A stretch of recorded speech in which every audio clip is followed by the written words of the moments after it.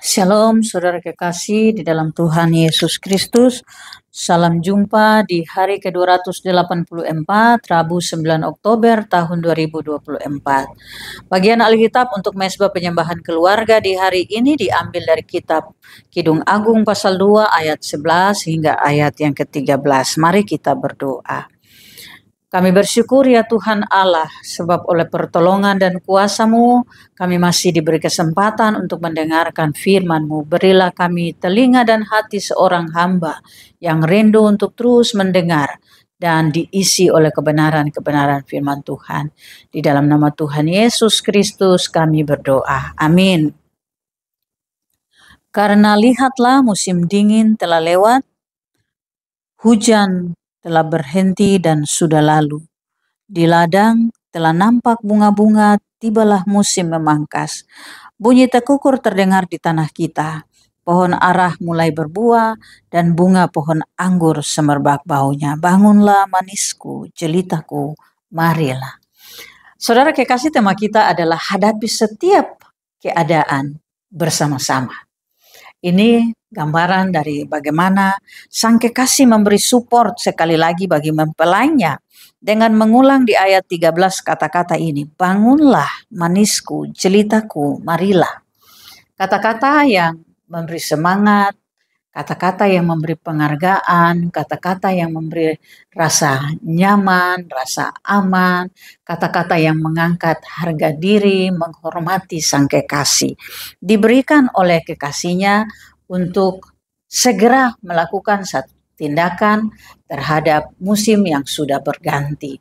Di sini ada dua musim. Yang pertama adalah musim dingin dan musim hujan. Di musim dingin dan musim hujan itu dikatakan musim dingin telah lewat, hujan telah berhenti dan sudah lalu.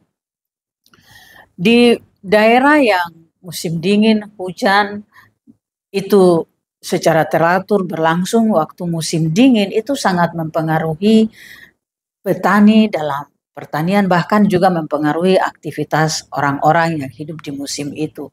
Tidak banyak kegiatan dilakukan karena dingin. Juga ketika musim hujan bisa jadi terjadi banjir atau terjadi hal-hal yang tidak mendukung untuk melakukan aktivitas-aktivitas di luar rumah. Sehingga kita juga bisa ingat perumpamaan atau nasihat tentang semut. Belajarlah pada semut yang bekerja pada musim panas. Karena pada musim dingin dan musim hujan, semut itu akan tinggal di dalam sarangnya, menikmati hasil dari pekerjaannya pada musim panas atau pada musim dingin. Karena tidak bisa keluar untuk beraktivitas. Musim dingin dan musim penghujan yang sudah lewat itu adalah lambang dari musim atau masa penantian dari berbagai pergumulan, berbagai persoalan-persoalan kehidupan. Tapi ketika seseorang sanggup atau bisa melewati musim itu, ia diingatkan untuk perhatikan bahwa ada masa pengharapan. Di ayat yang ke-12 dan ke-13 menceritakan tentang ada harapan yang baru. Di ladang telah nampak bunga-bunga, pohon ara mulai berbuah, dan bunga anggur semerbak baunya. Jadi masa penantian telah tiba, ada harapan yang muncul dengan bunga-bunga, dengan pohon anggur yang mulai berbuah. Karena itu, untuk masa yang memberi harapan, untuk masa yang ada tanda-tanda kehidupan yang kembali berbunga lagi, bermekaran lagi, harus ada tindakan di masa itu, di waktu itu. Karena itu, Sang Kekasih itu mengatakan, tibalah musim memangkas.